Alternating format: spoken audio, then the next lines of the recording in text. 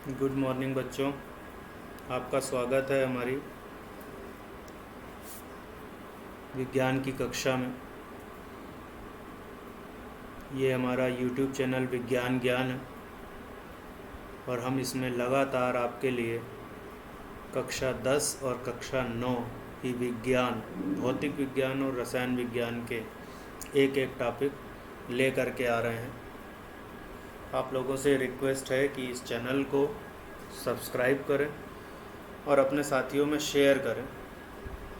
निश्चित तौर पर ये आपको आपकी पढ़ाई में बहुत सुविधा देगा। आइए शुरू करते हैं हमारी आज की बात। और आज हम लोग बात कर रहे हैं अवतल दर्पण द्वारा प्रतिबिंब का बनना। अवतल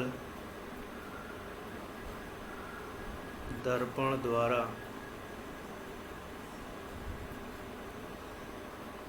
प्रतिबिंब का बनना।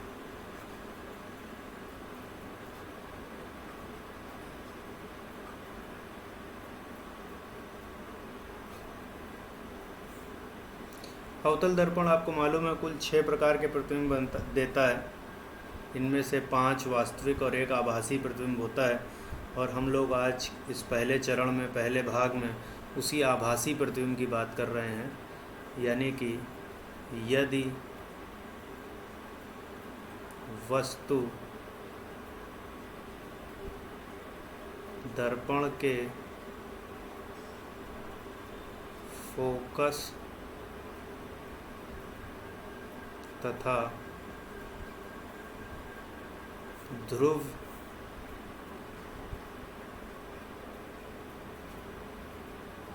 बिंदुओं के बीच रखी हो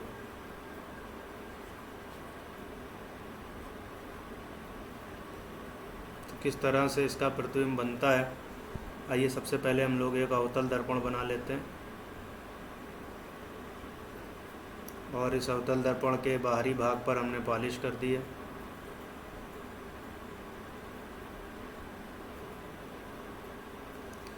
इसके बाद हम पटरी की सहायता से मुख्य अक्ष बनाएंगे और इस तरह से हमने यहाँ पर एक मुख्य अक्ष खींच दिया है। देखिए ये जो बनाया है इसको हम लोग कहते हैं मुख्य अक्ष।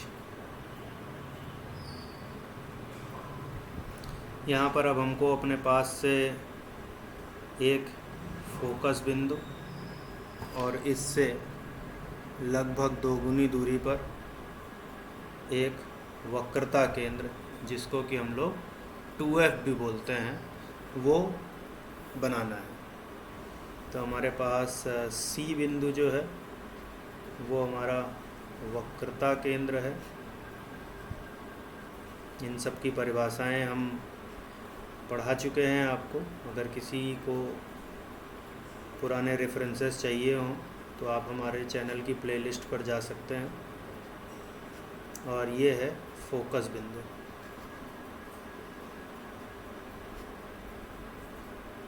जैसा कि आपको मालूम है कि वस्तु को कहाँ रखा गया है, फोकस और ध्रुव के बीच। ध्रुव क्या होता है? ध्रुव ये बिंदु होता है P। तो यहाँ पर हमने एक वस्तु को इस तरीके से रख दिया है।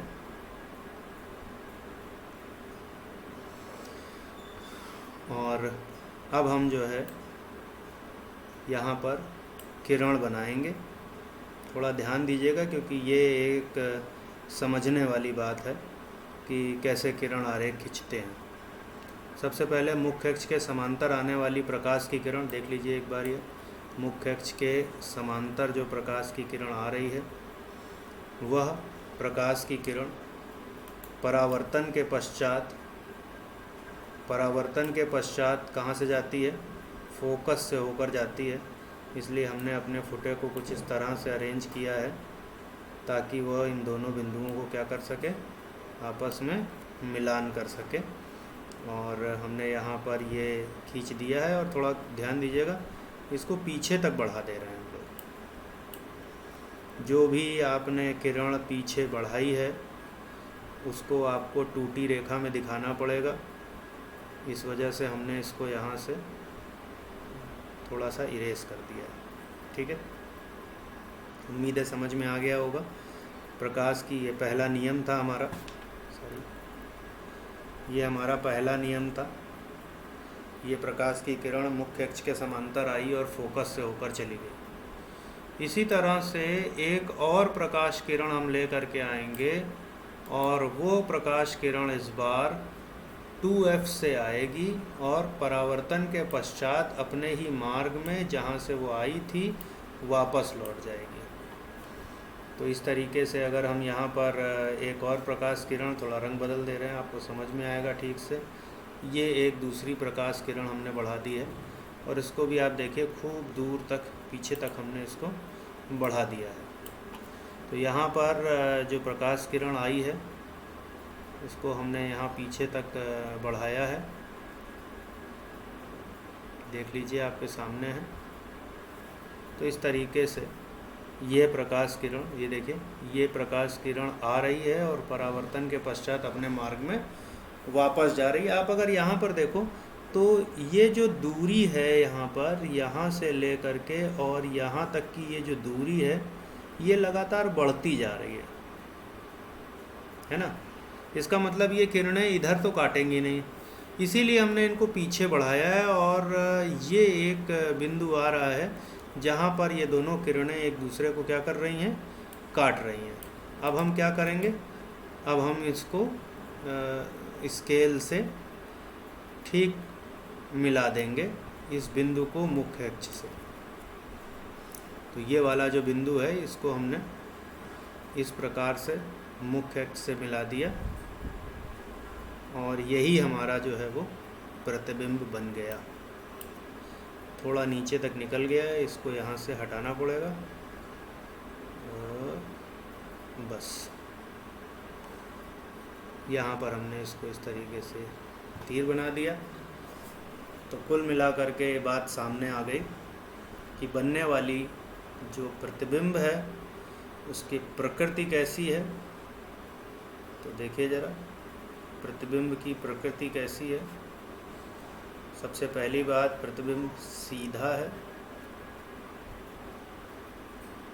दूसरी बात, वस्तु से आकार में बड़ा है और आभासी है, आभासी। और तीसरा, वस्तु से आकार में बड़ा। बच्चों, उम्मीद करता हूँ आपको ये किरण आरेख समझ में आया होगा। बहुत इम्पोर्टेंट किरण आरेख है। अगर आपको इससे रिलेटेड कोई भी सवाल पूछना है तो आप कमेंट बॉक्स में मुझे लिख सकते हैं। आपका दिन शुभ हो। धन्यवाद।